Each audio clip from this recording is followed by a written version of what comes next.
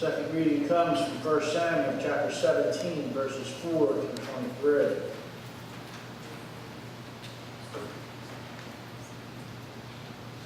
The champion named Goliath, who was from Gath, came out of the Philistine camp. He was over 9 feet tall. He had a bronze helmet on his head and wore a coat of scale armor of bronze weighing 5,000 sand shekels. On his legs he wore bronze greaves, and a bronze javelin was slung on his back. His spear shaft was like a weaver's rod, and its iron point weighed 600 shekels. His shield bearer went ahead of him. Goliath stood and shouted to the ranks of Israel, "Why do you come out and line up for battle? I am not a Philistine, and are you not the servants of Saul? Choose a man and have him come down to me. If he is able to fight and kill me, we will become your subjects. But if I overcome him and kill him, you will become our subjects and servants." Then the Philistine said, "This day I defy the ranks of Israel. Give me a man and let us fight each other." On hearing the Philistines' words, Saul and all the Israelites dismayed and terrified. Now David was the son of an Ephraite named Jesse, who was from Bethlehem in Judah. Jesse had 8 sons, and in Saul's time he was old and well advanced in years.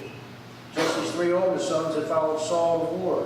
The firstborn was Eli, the second Abinadab, and the third Shemaiah.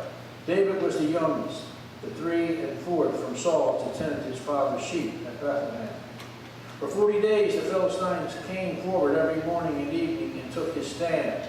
Now Jesse said to his son David, "Take this ephah of roasted grain and these 10 loaves of bread for your brothers and hurry to their camp. Take along these 10 cheeses to the commander of their unit. See how your brothers are doing and bring back some assurance from them. They are with Saul and all the men of Israel in the valley of Elah, fighting against the Philistines." Early in the morning David left the flock with the shepherd, loaded up and set out, as Jesse had directed. He reached the camp as the army was going out to its battle positions, shouting the war cry. Israel and the Philistines were drawing up their lines, facing off each other. David left his things with the keeper of the supplies, ran to the battle lines, and greeted his brothers. As he was talking with them, Goliath, a Philistine champion from Gath, stepped out from his lines and shouted his usual defiance, and David heard it. Thus end the reading of this morning's scripture.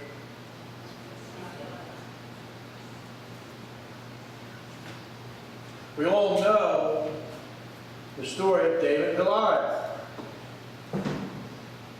We need to be reminded of it occasionally. Have you ever faced something so big? A problem, a trial, a difficulty that just seemed impossible to overcome. Something unconquerable in your life.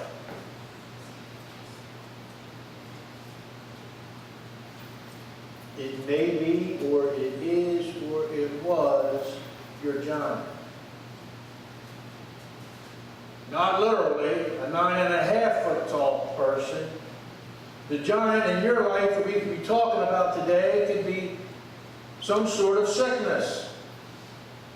Cancer, depression, worry, fear, addiction, financial trouble, personal troubles, unemployment. But David shows us the need to face our giants head on and step out in faith, believing in God, and that God will help you overcome your giant. Whether that means eliminating them or helping us to bear the burden so they no longer have a grip on our life. In 1 Samuel chapter 17, we read one of the most famous stories in the Bible, David and Goliath. It all began when the Philistines, a neighboring country to Israel, gathered for war against Israel. They lined up their forces on one side of the valley, and the Israelite army was on the other side. Neither army wanted to make the first move because whichever one attacked it first, they would have a disadvantage because the army with the higher ground always had the advantage. Instead of going to battle, the Philistines sent a representative from the army to challenge a single representative from the Israelite army. Whoever won that fight won the battle. The champion of the Philistines selected was Goliath. Goliath stood 9.5 feet tall.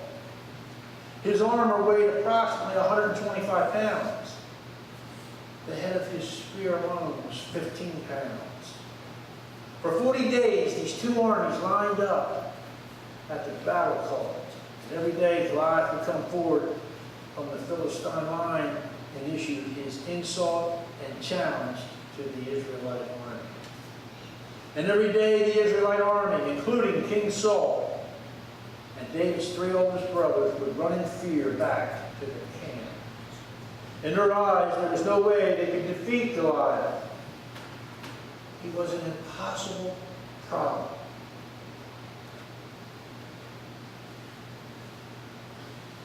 When we face giant problems in our life, we tend to do the same thing the Israelite army did. We become so overwhelmed by our problems that we tend to run from it or ignore it because we are either afraid of it or we don't know what to do about it. Unfortunately, our problems rarely go away on their own. When we run or ignore them, instead they tend to get bigger, and every day the problem seems to be more intimidating than it did the day before. Probably the best example I can give about that is people with health problems.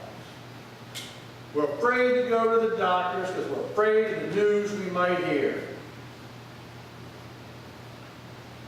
And it could be something very simple, or it could be something very serious.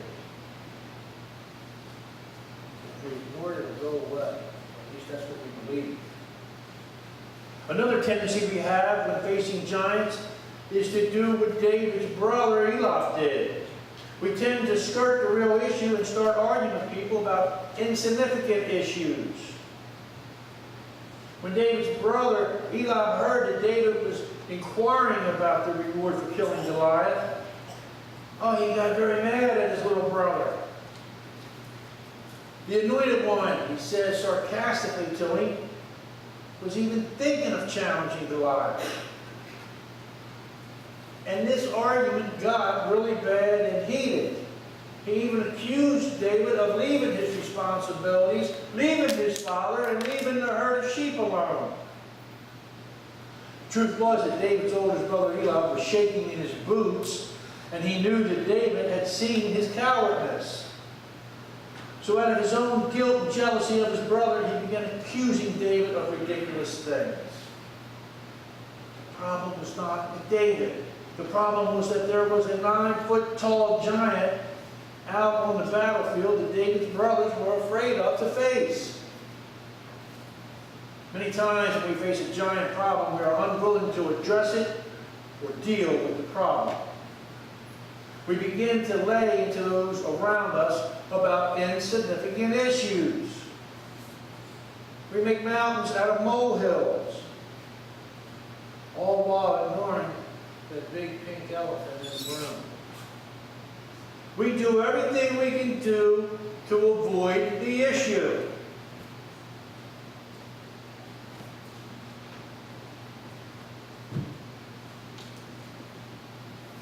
It's kind of like us husbands. I like it when I pick on us husbands. I think it kind of gets me out of hot water. We can be given the impossible task to do.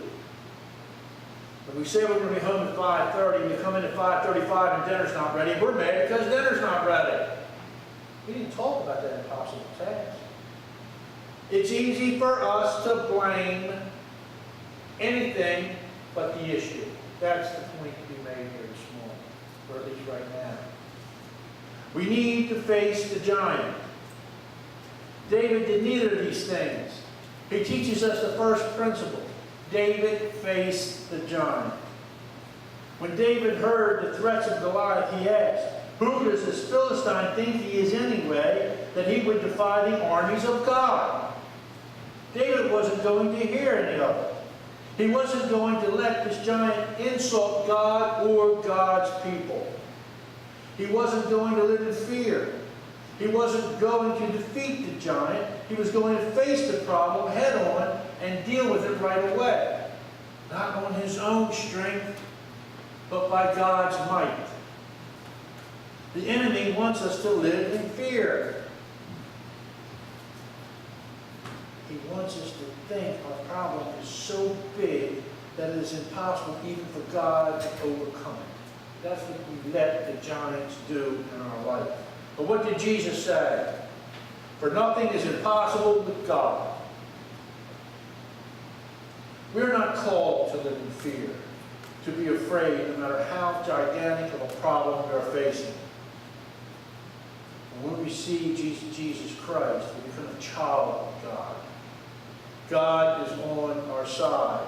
God is with us, and nothing is impossible for God. We need to face our giants with courage, not to ignore it, not to sweep it under the rug. David did the right thing.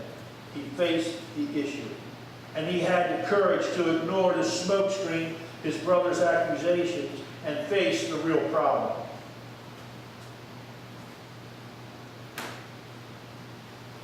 David went on about his brother later on in the chapter.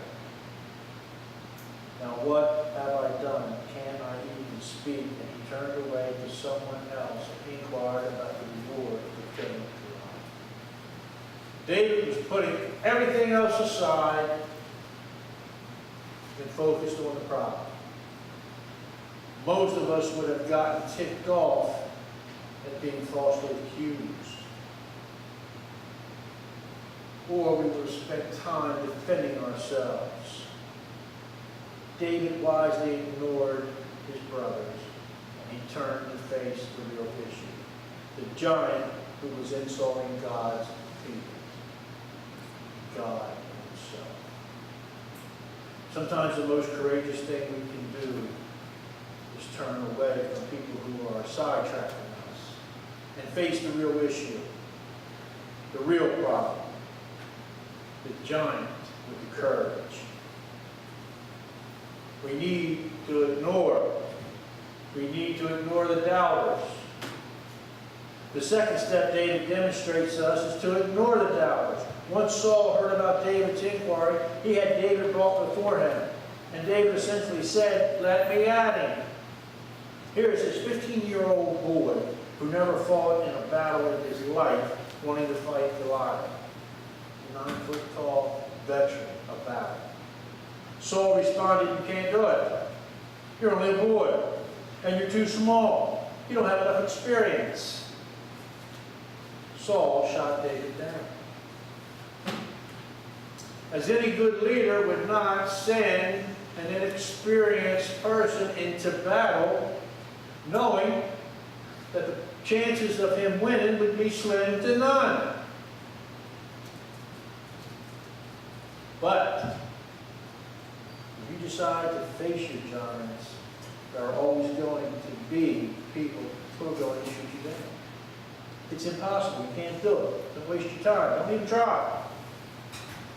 You might even have doubts running through your own head if you can continue to listen. David didn't let the doubter get in his way. He continued to convince Saul that he could do it, just like he defeated the bear and the lion while he was shepherding. When God has called us to face our giant, we can allow other people's doubts to sway us. But we need to look through the eyes of faith and what God has done, what God can do, rather than through earthly eyes. We need to use our God-given abilities to skills. Never assume that what works for somebody else to defeat their giant will automatically work for you. Saul took a chance and stepped out in faith and gave his blessing to David to fight Goliath. Saul took a chance because if David lost, the whole Israelite army would have to surrender. Saul proceeded to put his armor on David.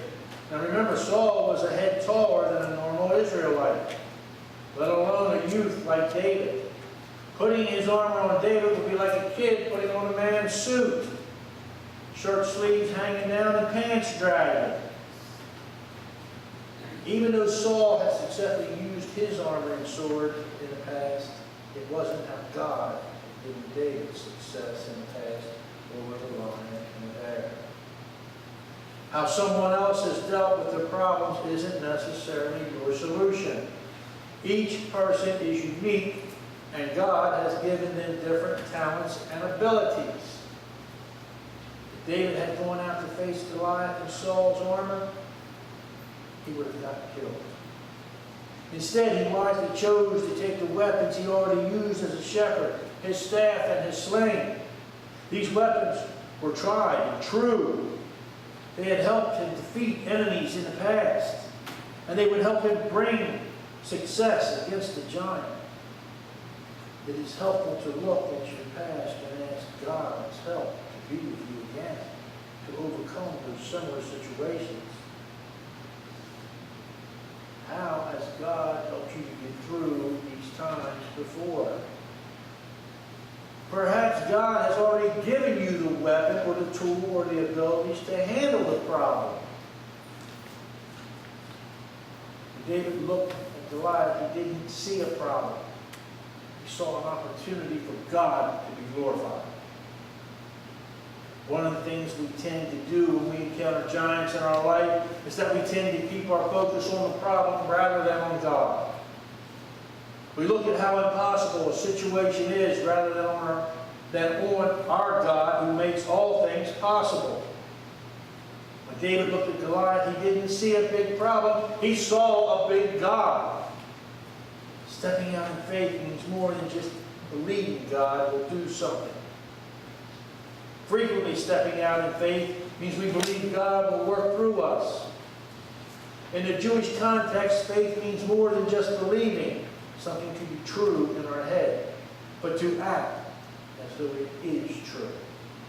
It begins with a prayer, asking God what He wants us to do, and then doing it, believing God will make up the difference. Goliath didn't just fall dead because David believed it would happen. God could have struck him dead, but God required David to step out in faith by facing Goliath in a battle, trusting in the hand of God to deliver the giant into his hands.